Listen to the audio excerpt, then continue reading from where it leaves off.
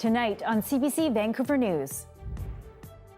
An RCMP officer is shot dead in Coquitlam. I just heard a loud gunshot. It was like, "Pop!" Our RCMP family is once again gutted.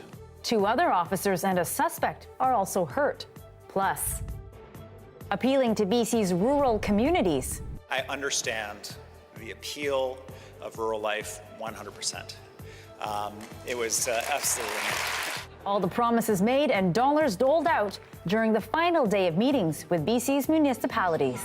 And a celebration of the ages. Beautiful day, and she's so excited just to get out and meet the other seniors. Seniors 100 and beyond gather from across Metro Vancouver for the party of the century. This is CBC Vancouver News.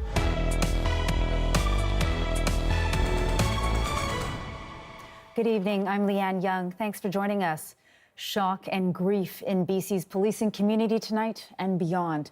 An officer has been killed in the line of duty and 2 others have been injured. Ridge Meadows Constable Rick O'Brien succumbed to his injuries after being shot while conducting a search warrant at an apartment building at the intersection of Glen Drive and Pine Tree Way in Coquitlam this morning. Our Renee Filipponi has more on what we know so far.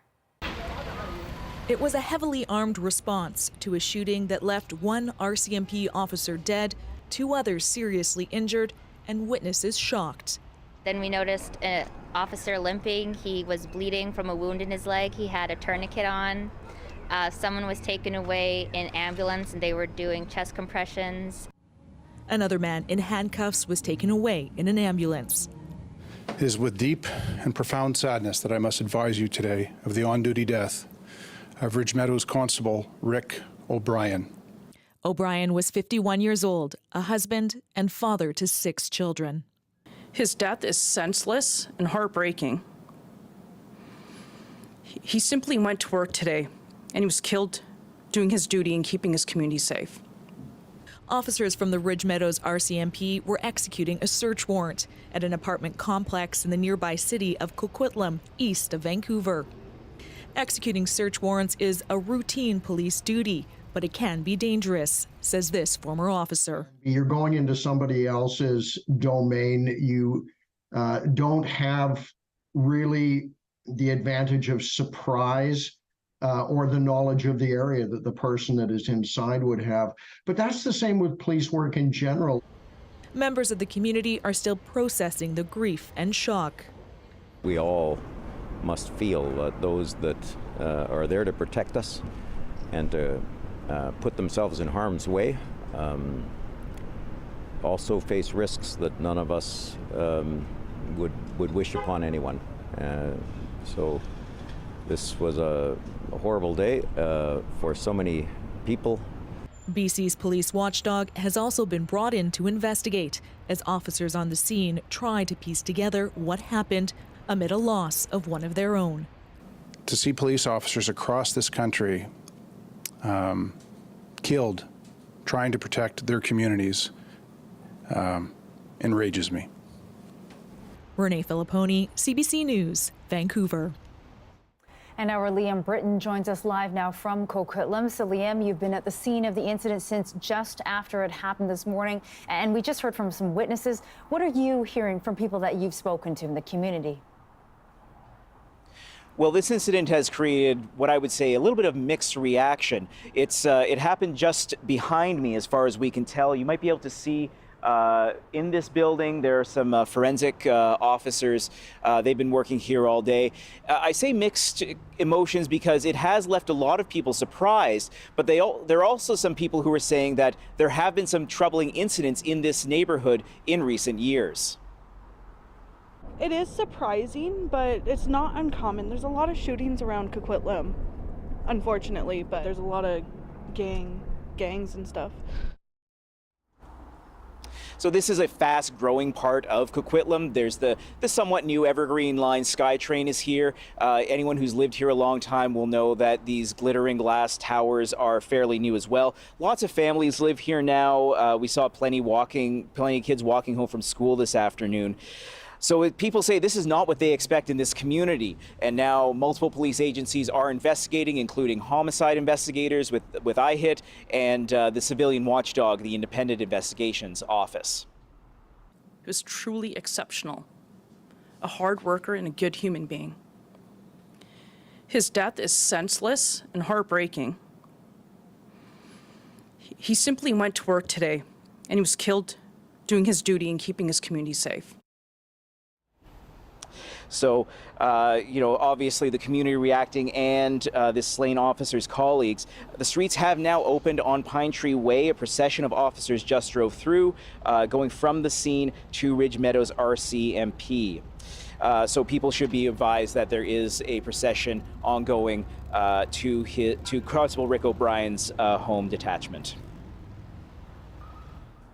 All right, certainly some tough news to accept and to hear. Always awful when we hear of somebody who has to give their life in the line of duty. Thank you so much for your reporting tonight, Liam Britton.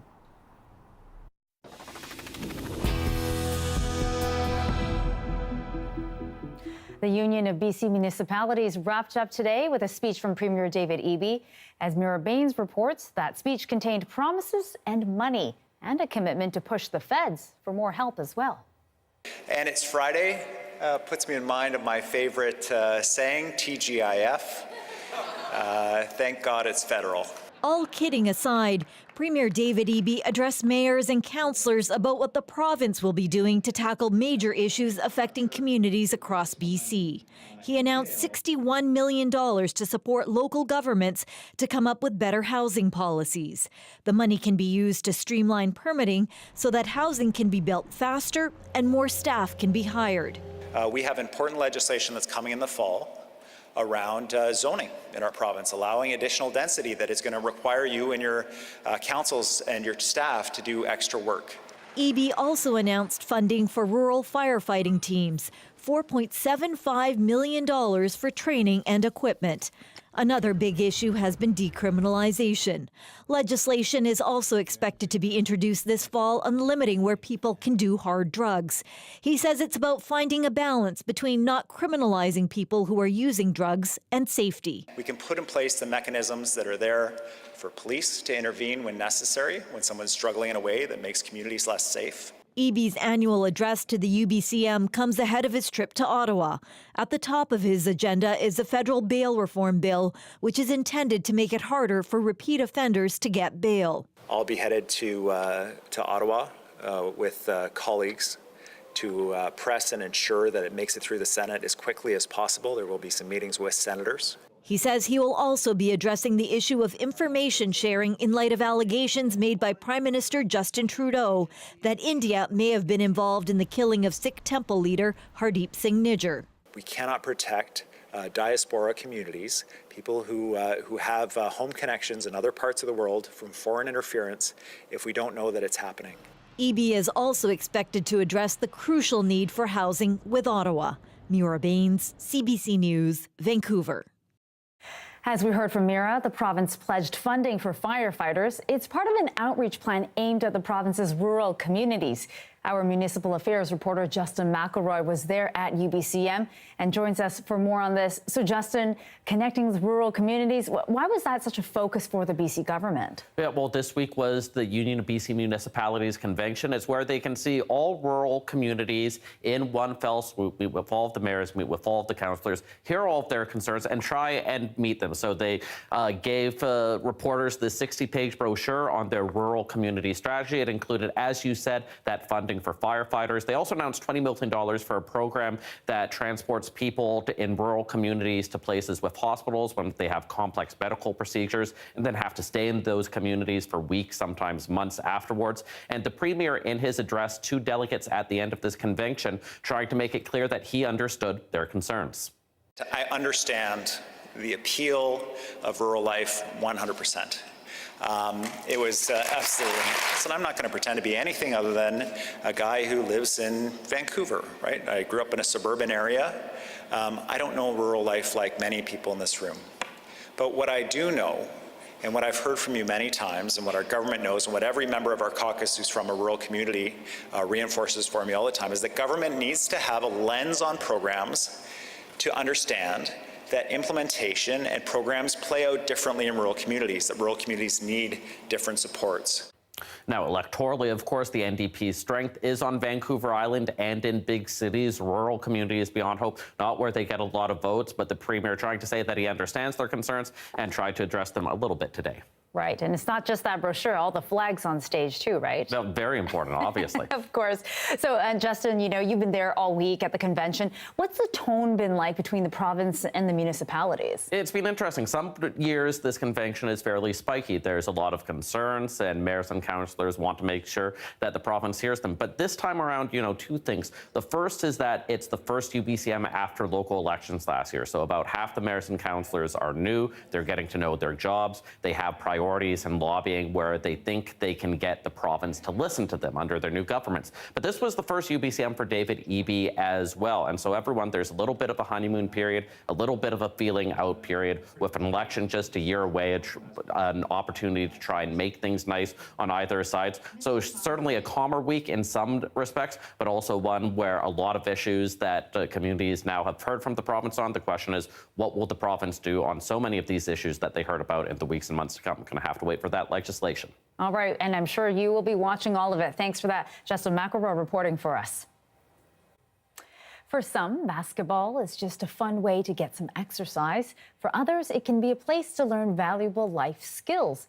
And in Surrey, one basketball league is using the sport as a way to address the risks of violence and gang life.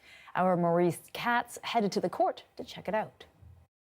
Growing up in a low-income neighborhood in Toronto in a single-parent home, basketball was a safe haven for Nate Money, but it wasn't always accessible. I didn't have the resources, funding, ability. I didn't even have a community center close by. Now, living in Surrey, he says you can find lots of programs for at-risk youth, but not as many for young men. As soon as a young person graduates from high school, they lose a ton of resources. 1, 2, 3, impact! As a former youth worker, he launched the Round Ball Impact Team.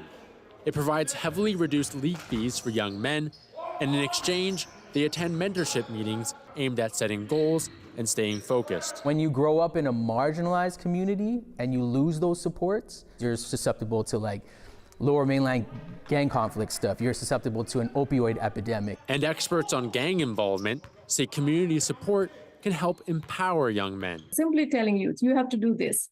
I mean, they're tired of hearing that all the time, right? So how do you create that inner motivation? Because they want to do something, and that can happen only when we provide them positive experiences. On the team, there are mentors to help players navigate adulthood. We've done goal setting. We've done we do check-ins with our goals.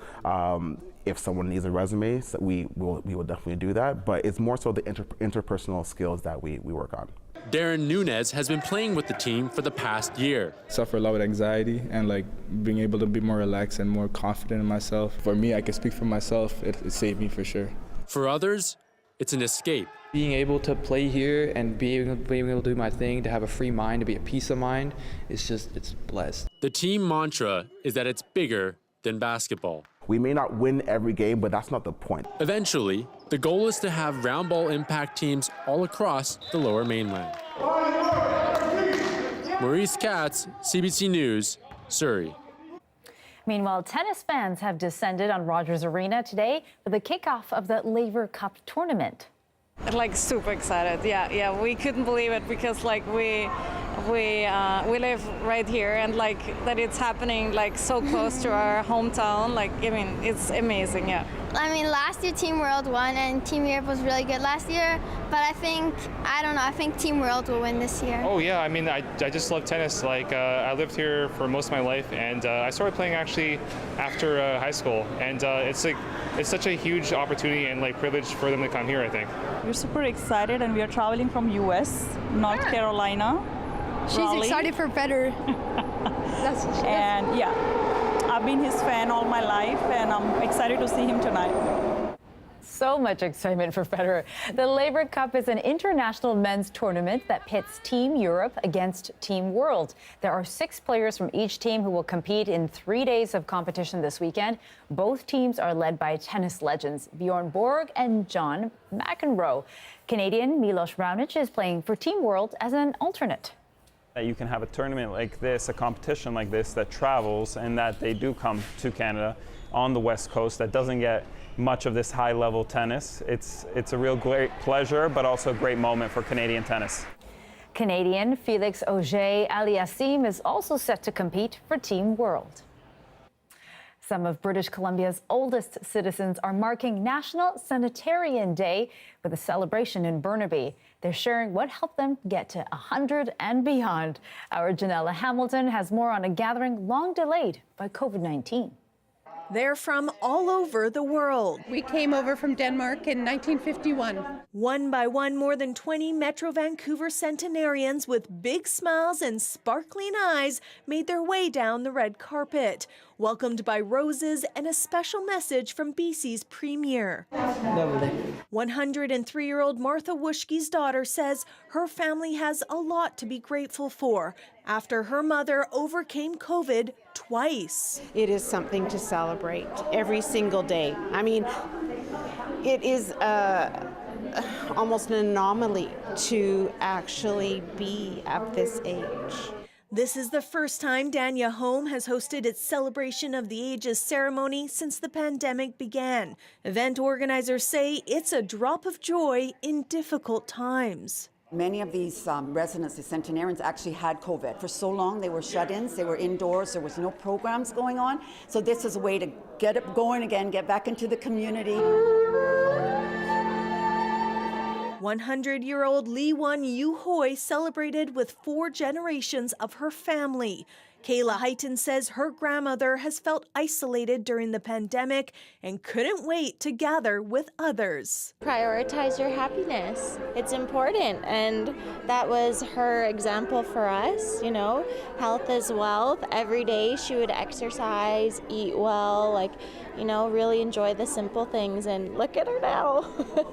So, how do you get to be 100 and beyond? Being stubborn, having a good source of friends, a little bit of red wine once in a while. Yeah. Secret in life is everything in moderation. The secret of Micaela for 101 is that she has never been married, no man in her life, no children, no worries. I learned that too late. Sage advice from people who have lived through it all. Janella Hamilton, CBC News, Burnaby. That was a great story.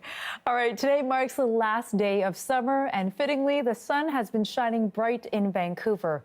With a long stretch of rain around the corner, we decided to check in with Vancouverites to see how they're savoring that last ray of sunshine. I'm always sad to see summer go. Love summers. I grew up here. Summers are great. Yeah, it's a beautiful day today.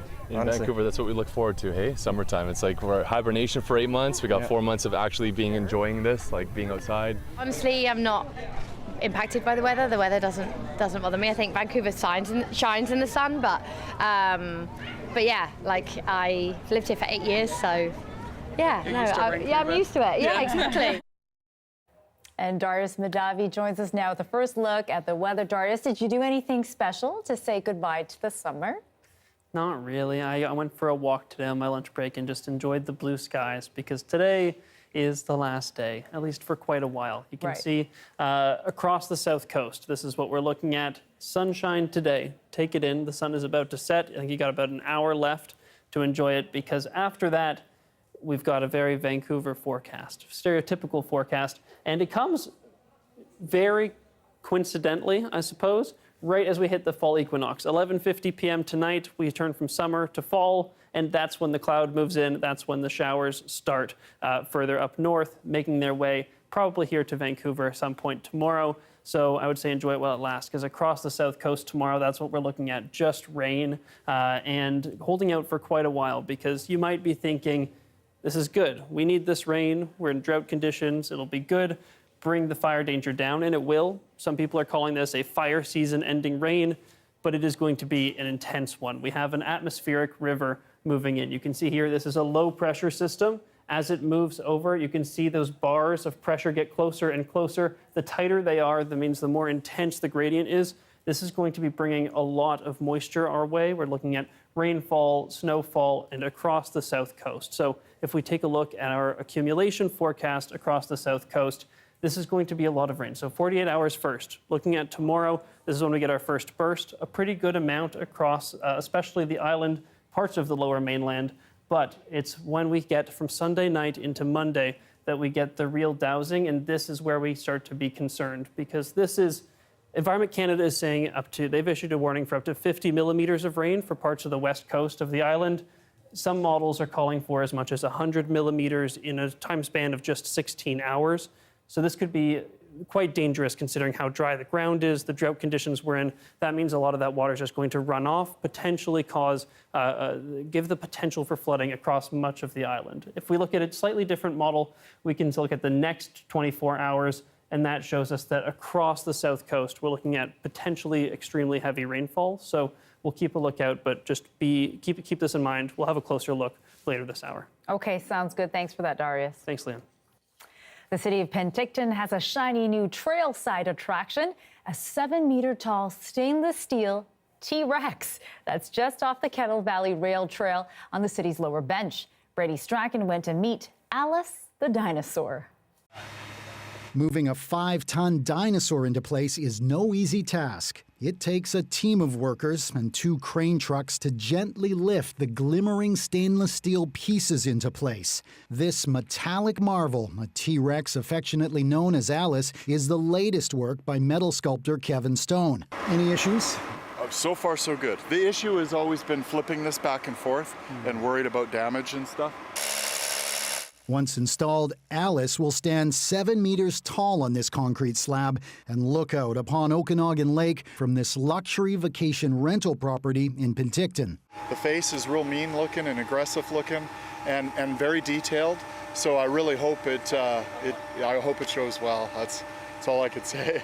This is just the latest metal sculpture Stone has created in his Chilliwack workshop. Some of his other works include this fire-breathing Game of Thrones dragon, ferocious-looking birds of prey, and this massive bust of Elon Musk, commissioned by a cryptocurrency company. As for the T-Rex, Stone estimates he's put nearly $400,000 worth of parts and labor into her. The detail is impressive, from the dozens of foot-long teeth to the textured ridge that runs 15 meters down her back and across her tail. The most painstaking work, however, using a power hammer to create the thousands of bumpy outdents on the T-Rex's body. And it's a speed hammer, so it hammers really fast and violently, and it's really hard on your hands and your joints, and the vibration and loud, it's violent.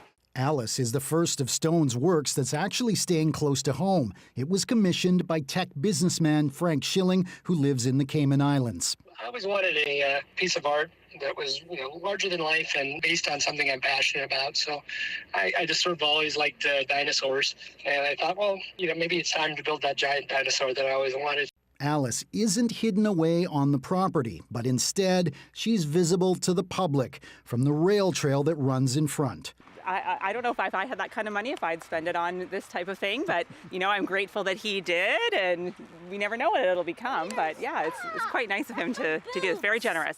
And with her gaping mouth filled with dagger-like teeth glimmering in the sunlight, Alice the T-Rex is a sight to behold, a sight everyone can now see for themselves after a short bike ride along the rail trail. Brady Strachan, CBC News, Penticton. As tensions between Canada and India rises, some are spreading hateful comments online, targeting the Hindu community. What one community leader here wants to see happen after the break.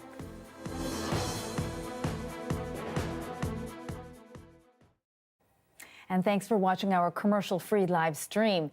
Doctors in Edmonton have issued a warning for people and their pets. They're seeing rising infections from a tapeworm. Humans can pick up the disease from their dogs and cause serious illness. As Julia Wong reports, experts say the risk also exists in other parts of the country. For Dave Rajat, feeling sick was the first sign something was off. I had jaundice, had some pain in my gallbladder area. After weeks of tests, biopsies on a tumor, and a scare he might have cancer, the Saskatchewan man learned last year he had a disease caused by a tapeworm known as Echinococcus multilocularis. Had you ever heard about this before? I hadn't, no, never. It wasn't So when the doctor phoned originally and told us what it was, we had to write it down, and then we were Googling it. The tapeworm lives in the intestines of coyotes, and their feces contains eggs from the parasite.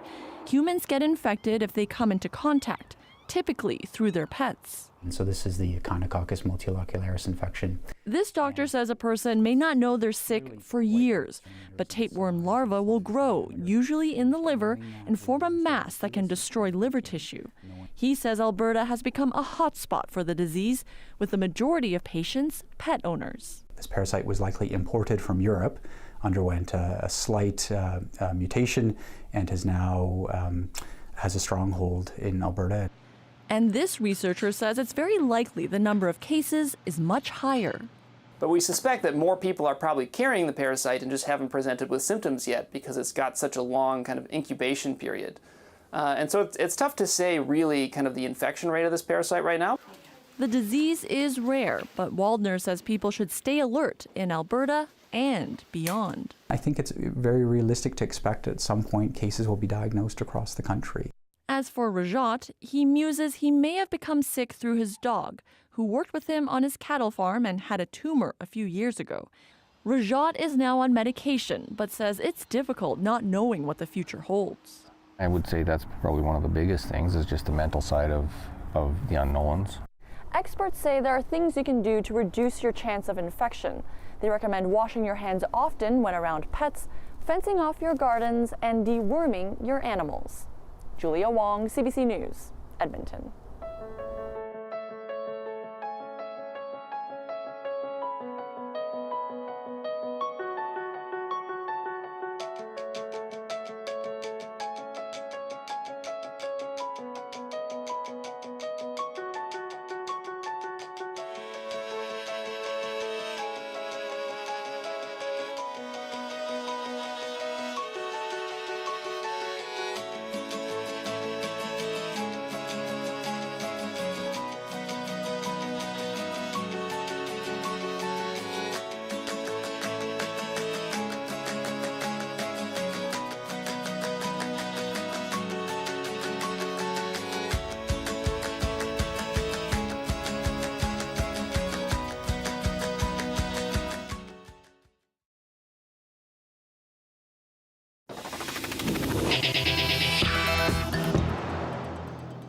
A senior Indian diplomat who was ordered expelled from Canada has left the country. Foreign Affairs Minister Melanie Joly announced the expulsion of the diplomat on Monday in connection to allegations the government of India may have been involved in the killing of Canadian Hardeep Singh Nijjar. India has denied that claim and expelled the Canadian diplomat in response. Earlier in the program, we brought you the latest on the fallout of Prime Minister Justin Trudeau's announcement earlier this week, linking the Indian government to the killing of Sikh activist and Gurdwara President Hardeep Singh Nijjar. That announcement has triggered some hateful comments targeting Hindu communities in Canada. And for some insight into how people are reacting, I'm joined by Parshottam Goyal. He's the council chair of the Surrey Hindu Temple. Nice to have you on, Parshottam. Thank you. So first of all, what are community leaders like yourself hearing from the Hindu community? How are people reacting to the spread of such hateful comments? See, these comments are completely unwarranted, and Hindu community is definitely concerned about it and very much disturbed, and feel like that whatever the turmoil has been created or has been erupted since last few days, the governing party, PM or government and the authorities are not taking paying proper attention as much as they should be doing it, because it is completely a hate crime. Hate speech, and nobody is paying any attention or trying to control it one way or the other. And this is quite worrisome situation, and people are looking forward towards to the current government and to take a proper step to control the situation before it goes too late. And now we have heard and seen some statements from Public Safety Canada and many politicians pushing for more inclusivity and responding to this incident, saying that there's no place in Canada for hate. Is that enough for you? That is the sentiments being conveyed, but at the same time, what we have been finding that the government is just completely mum to control the situation, and they have not taken any steps at all. I've heard that members of your community have reached out to the local Sikh community since this news transpired. What have you heard from those conversations? See, we are always having a good relationship with overall Sikh community, except very minor, the radical element, which is they have their own point of view, which is okay. But at the same time, we have average Hindu and Sikh communities there is no unwarranted situation or something. There is a situation, very pleasant relationship is always there. And presently there has been the same dialogue going on, and we are always ready to face the challenge, whatever it comes to. That's the way we are working on to build the harmonious relationship between the community. Well, Parshutam, thank you so much for taking the time to share that perspective with us. So appreciate it. Parshutam Goyal is the council chair of the Surrey Hindu Temple. Thanks for being with us today. Thank you very much. Volodymyr Zelenskyy has arrived in Canada and was front and center at Parliament in Ottawa. What the Ukrainian president had to say, that's next.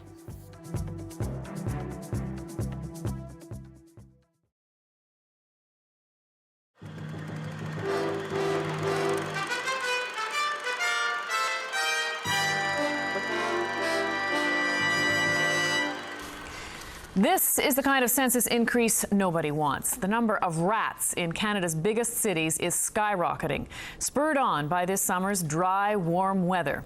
Lynn Robson now from the front line in the war against the rodents. Vancouver, a good place to escape the rat race, right? Wrong. Rats, thousands and thousands of them have invaded the waterfront and the back alleys. So many rats, health officials are worried. They also destroy food, property. They can actually chew into house wiring and cause house fires. So they are a health and a safety concern. Rats are on the rise in Montreal, too. In fact, this house of prayer has been dubbed the House of Rats. 3 rat sightings in 2 weeks, says this woman. Later, I was looking at my friend and I realized there's a second rat sitting right behind her. I think that one was dead because it didn't move. About 2 days later, I came back to work again and I saw another one. Exterminator Harold Levy knows rats, knows the cracks and crevices that lead straight to broken sewage pipes. He says the city is partly to blame for happy rats. The sewage system is old and crumbling. Rats like that, he says. Plus, garbage on the streets, deserted buildings, it all adds up to rat heaven. But that doesn't explain this year's rat explosion. Good weather does. Montreal's had one of the hottest, driest summers on record. People liked it. Turns out the rats did too. Warm summers, mild winters, perfect weather for big rat families, he says. In Toronto, same weather, same result. Our rodent jobs have almost doubled this year over the course of what we were doing last year. City officials say there's no rat problem. Rats to that, says this man. Go back into Sketches Park, they're crawling all over the place inside the gardens and stuff. Claire Barassa says the solution will come. It will rain and fill the sewers. Sometimes when you have big rain, they can drown. Oh, nice. What a shame for us, though. No sympathy and no leftovers to feed all those hungry rats. Seems like a rat just can't get a break anymore. Lynn Robson, CBC News, Montreal.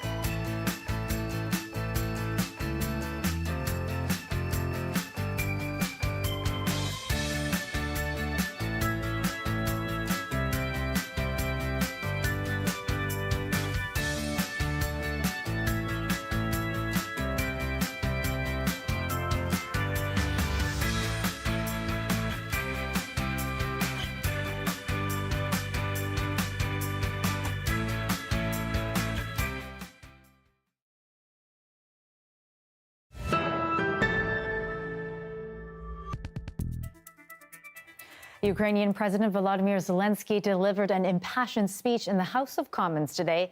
Zelenskyy is visiting Canada for the first time since Russia invaded his country in February of 2022. As Ashley Burke reports, he called on Canada and other Western allies to stick by his country, adding that Russia's violence must not go unpunished.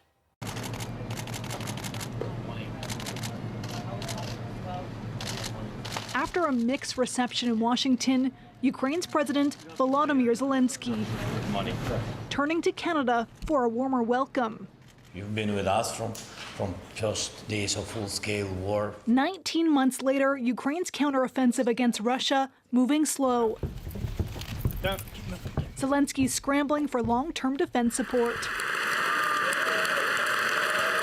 In front of a packed House of Commons, the Prime Minister promising a multi-year commitment.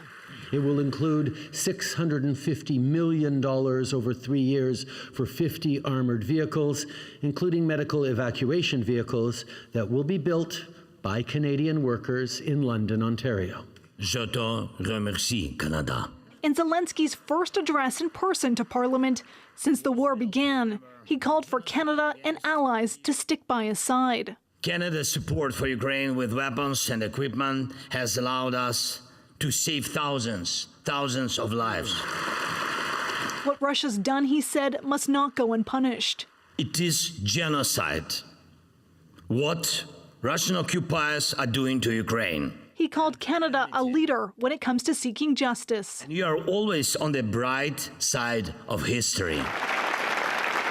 In the crowd, a 98-year-old Ukrainian-Canadian veteran who fought Ukrainian independence against the Russians during the Second World War. Zelenskyy said Canada has made Ukrainians who fled and sought refuge here feel at home. You know, this is not just a legacy of history, this is a legacy of character. Zelenskyy's parting words, what Canada's Governor General taught him today, a word in Inuktitut. She said, the meaning of this word is don't give up, stay strong against all odds.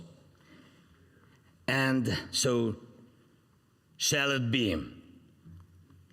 Ayuinata, Canada, Ayuinata, Ukraine. Slava Ukraini! Ashley Burke, CBC News, Ottawa. Zelenskyy also traveled to Toronto to meet with business leaders and others who have deep ties to his country. Thomas Daigle has that part of the story. With hundreds of supporters packing Toronto's Fort York Armory, Ukraine's president got a loud welcome. Earlier, Volodymyr Zelenskyy met with Canadian business leaders amid a series of stops to bolster support in North America. Police with sniffer dogs ensured tight security as the Ukrainian-Canadian community prepared to see Zelenskyy in person. A lot of people have been touched by the war, obviously. All of us have friends and family that have lost someone. Crowds arrived with a mix of emotions. For Zelenskyy, it would be a rare public event overseas since Russia's invasion. Among those invited, some were raised in Canada, remaining proud of their Ukrainian roots. Others fled Ukraine and have built a life here. It means a lot. Actually, I saw him. I remember when he came as a comedian to Zaporizhia, and I was 8 years old. My mom took me to his a concert, I would say, and that was something big because I remember I was having flowers and I came to stage to give them to him, and he was so young, so happy. I would never be able to imagine him looking like this. For me, he's a legend. That was a story from Thomas Daigle in Toronto. Ontario Premier Doug Ford has lost another cabinet minister. The province's Labour minister is the third to step down in as many weeks. But as Mike Crawley reports, it's unrelated to the Greenbelt controversy, where Ford first opened up parts of Ontario's protected Greenbelt for development and then recently changed course.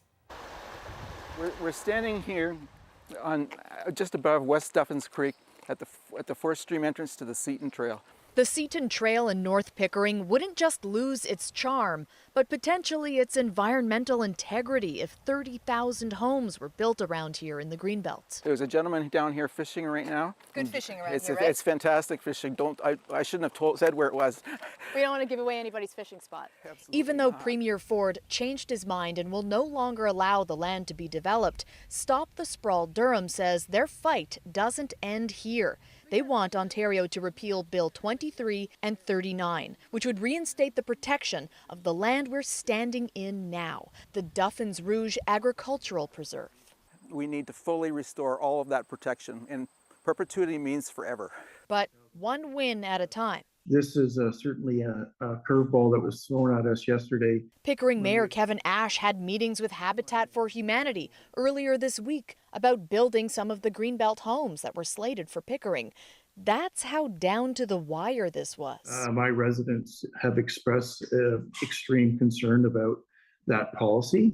So in a sense, I'm relieved that we're not in a position to issue building permits for a policy that was not embraced by our community.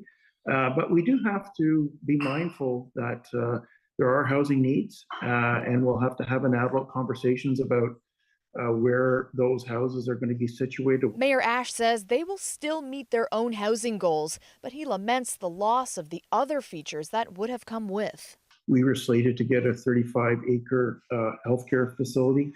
We were slated to get a 15-acre post-secondary institution campus. We were slated to get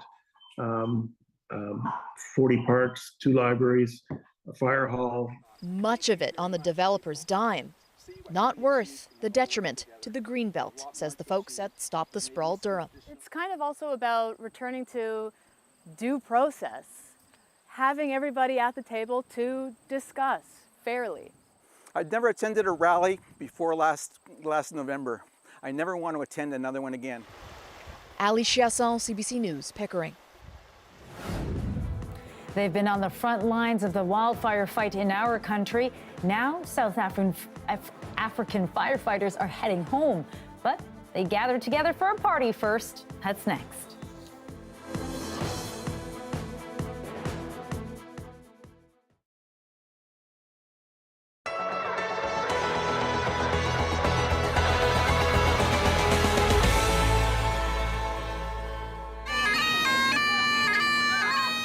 This was the scene on Parliament Hill today.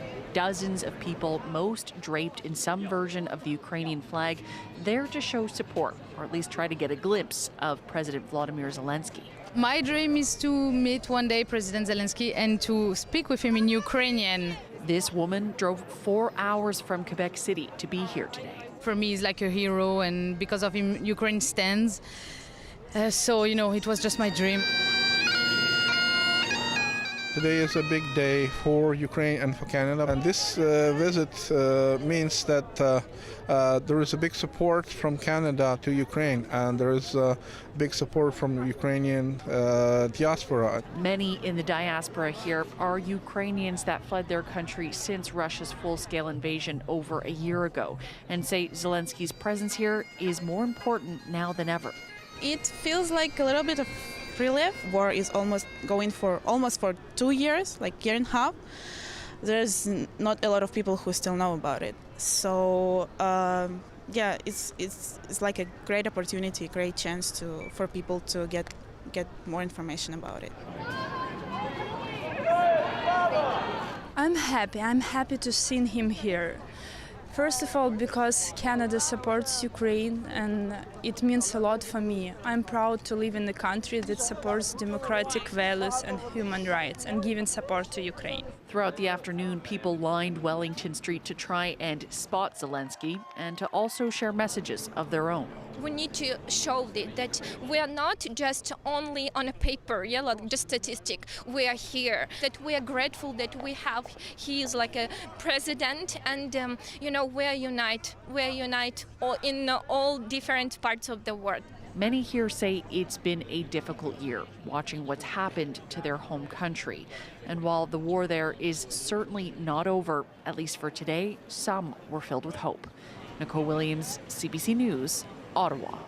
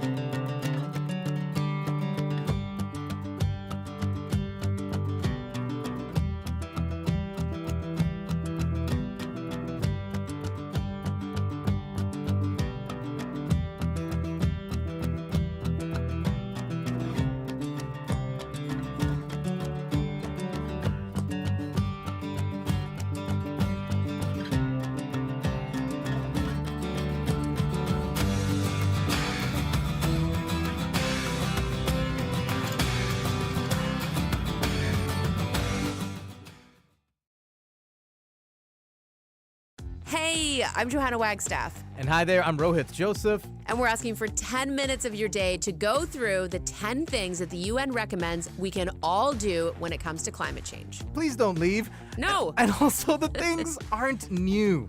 We are just wired to not do them. We promise you to help you figure out your brains, and you and your people can make better choices to combat climate change. 10 Minutes to Save the Planet is available now on CBC Listen and everywhere you get your podcasts.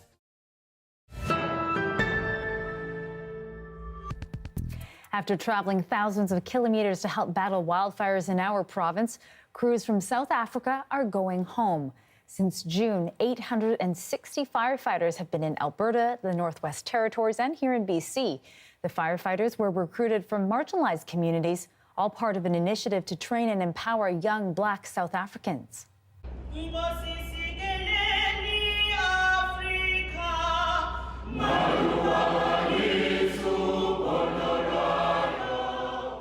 My name is Kulani Zulu, all the way from South Africa. Here in Canada, I was deployed as an agency representative for South Africa. Coming here, Canada, for this work, I would say as a South Africa, we are very proud. And one of the things that we are proud of is that South Africa has trained us and has equipped us to be ready for this deployment. And the experience that we have received here, the kind of different environments that we are working in, some of them are not the same as back from home in South Africa, but some of them are almost the same. Hence the reason why we were able to easily adjust into any situation that we have come across.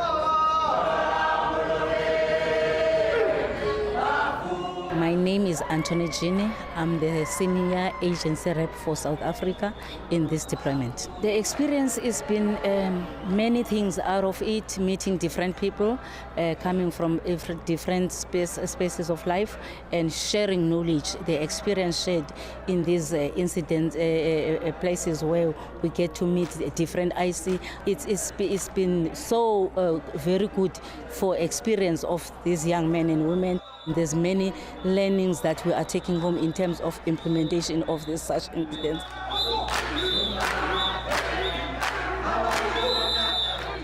I'm very excited to go home. Yes, I miss my family, I miss my relatives, my friends. I'm excited going home.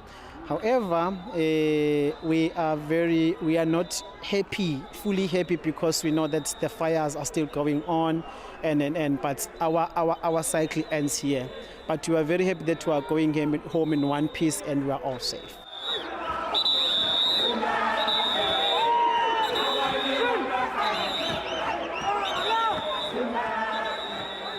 Oh, they've done some great work here, and we are so grateful for their assistance over this really wicked wildfire season. Hey, Darius? It's really fun to get to see people just that excited. Yes, right? And it's not just about them coming over and doing that work, which we so needed, but it's also that beautiful cultural exchange that happened like they talked about. Yeah, it's really incredible. And I think they're leaving at a good time because, again, wildfire season ending rain. Mother Nature's going to help. South Coast. Yeah. Yeah.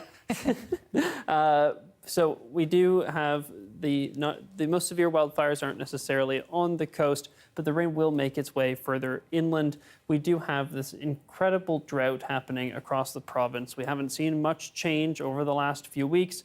Is this going to make a difference?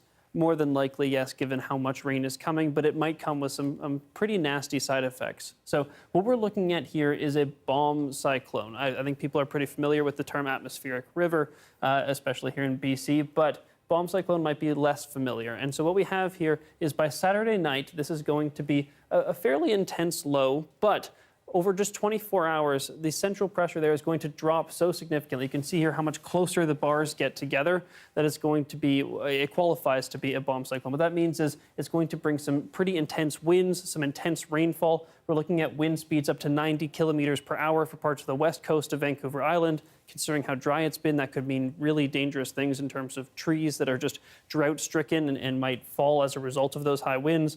We're talking rainfall, as we talked about, that's really severe. And so I think we should take a look at the accumulation again, but this time across the province. Here you can see that we do see a lot of that rain coming for the island. Some of it does break through and make its way into the interior by Sunday night into Monday, but not as significant. Hopefully should help with the fire danger at least somewhat. If we switch models, you can see here. Well, I pressed the wrong button, but that's fine. You can see we have rain across the province. The other model just shown that we do have the rain coming. The amounts are what's up in the air because we are still quite a ways out, but regardless, it's going to be 50 to 100 millimeters in a fairly short amount of time for much of the island. So we just need to be cautious and keep an eye on the warnings that Environment Canada does issue. Even here in Vancouver, we have nothing but rain in the forecast. We've got high stream flow advisories across the south coast. So just keep an eye on the statements that ECCC issues. We sure will. Okay, thank you for that, Darius. Thanks, Leanne. To St. John's now, where there is something in the water that should not be there. Turtles. As Elizabeth Whitten tells us, there's a new campaign to stop people from dumping their aquatic pets into local waterways. The waterways of St. John's is home to plenty of wildlife, from fish to birds, but occasionally a turtle surfaces. Turtles are a non-native species in Newfoundland. There's a growing concern that people are tossing their unwanted aquatic pets into local rivers and ponds.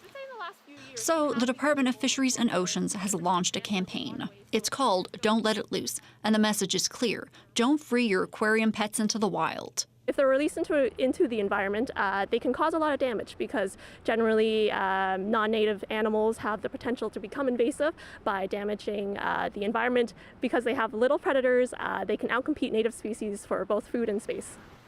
These campaigns exist in other parts of the country, but are new here. DFO and Stewardship Association of Municipalities set up these signs. That's because people are reporting turtles, koi fish, and crayfish in ponds and rivers. Releasing these animals can be harmful to the animal as well as the ecosystem. Parents says it's unlikely the creatures can survive our cold winter, but if they do, they can cause a lot of damage. When one of these ends up in the waterways, they may find themselves here at the Turtle Rest and Retirement Villa. Hey, pretty girl. It's run by Dennis Oliver. He's turned his basement into a water wonderland for these turtles. He's got 63. They've been surrendered by their owners for various reasons. He says the housing crisis means his organization is getting more requests for him to take in their pet turtles. Oliver is also involved with the Don't Let It Loose initiative. He and his turtles will be going to classrooms to raise awareness about the issue. It doesn't matter if it's fish, it doesn't matter if it's turtle, it doesn't matter what it is. If it doesn't belong here, what are you doing letting it in the wild? Oliver says he's thrilled with the new initiative, but would like to see better enforcement by the province on what animals are allowed into the province.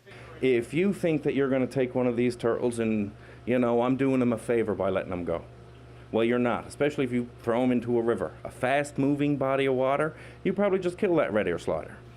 Oliver is committed to turtles, but he warns not everyone can do it. Because these guys live for decades, he says not everyone can make a lifelong turtle commitment. Elizabeth Whitten, CBC News, St. John's. It may look like a normal corner store, but step inside and you're in a whole different world. We'll introduce you to the shop owner next.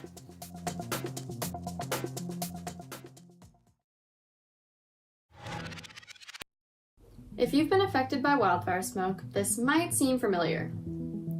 You walk outside, it looks smoggy and yellow, and you hear things like, "Is breathing in this smoke bad for me? Should I even be out here right now?" It can be kind of scary. So let's break it down together. This is Kane Explains what happens when you breathe in wildfire smoke. First, we have to find out what's in wildfire smoke.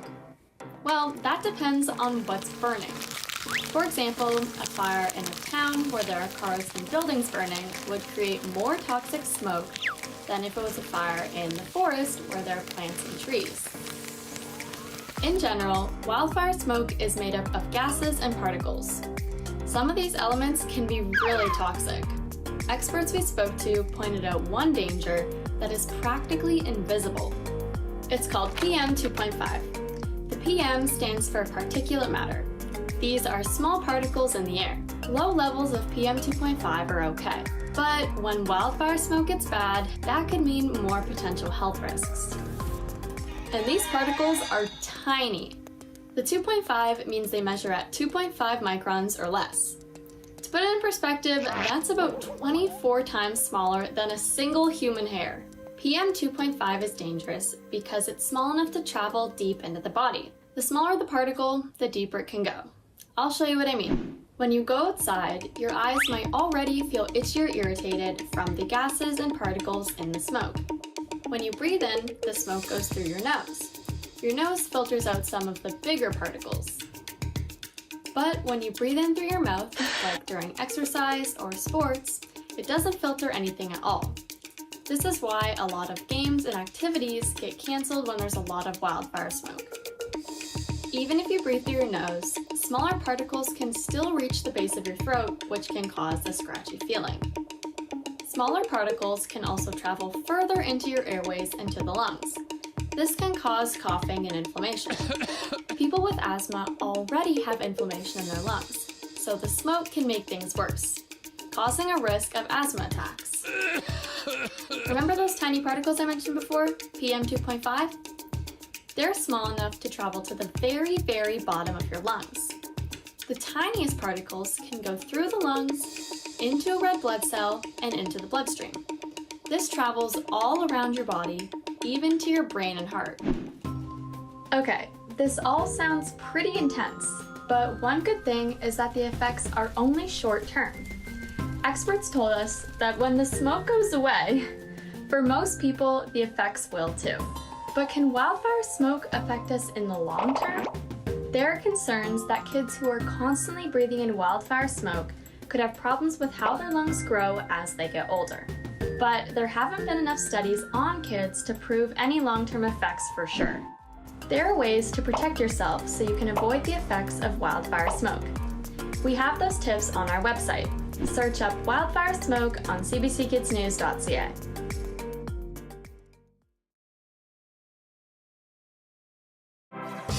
Hi, I'm Amy Bell. Here's what's in your CBC Vancouver inbox. With the changes to how Canada is able to access journalism online and on social media, we want to assure you that when you're looking for CBC News, you'll always be able to find us. Wherever you are in BC, local news, breaking stories, and the latest from around the world is at your fingertips any time of the day with the free CBC News app and online at cbcnews.ca. Download the CBC News app and stay connected wherever you are.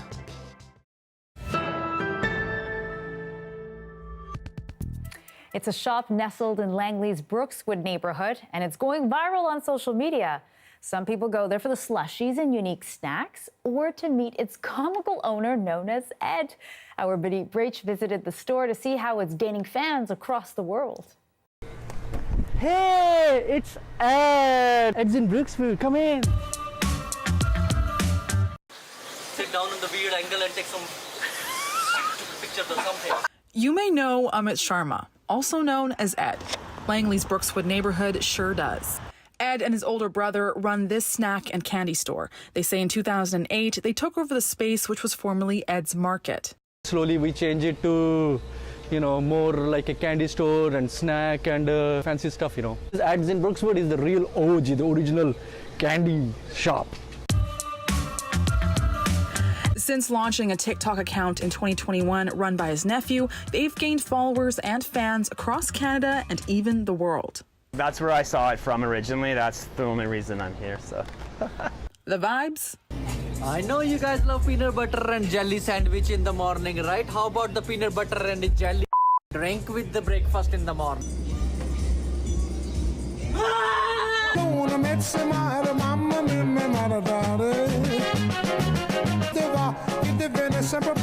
TikToks, we got people coming from all over now, like Greece, Ireland, and tons of people come from England. The locals are like within Canada, lots from Montreal. Like on every single corner of the store, you have a good surprise for everybody. Doesn't matter what age group you are, from little tinky minky to older people, we got for everybody something here. What's your favorite thing about your job? Talking all day. I do nothing other than talking. People come for the slushy screamers, imported candies, or even just to hang with Ed. I mean, this is the go-to place for snacks, candy. Doesn't get better than Ed's. The energy. There's always good energy here, vibes. Ed's amazing. He's very nice, polite, fun. Usually the tunes are rocking. Talking personally with the people is a big, huge difference. Next time I'm gonna give you more ice cream in your streamers, okay? Oh yeah. The family hopes to keep connecting with locals and fans across borders. Bye-bye. Have a nice day. I could watch like a whole hour's worth of show of just Ed. That was amazing. Thank you, Benit, for bringing us that story. It was a great one. All right, that's it for us this Friday. Thank you for watching CBC Vancouver News at 6. Dan Burt will be here at 11 o'clock with your late news right after the National. Have a great weekend.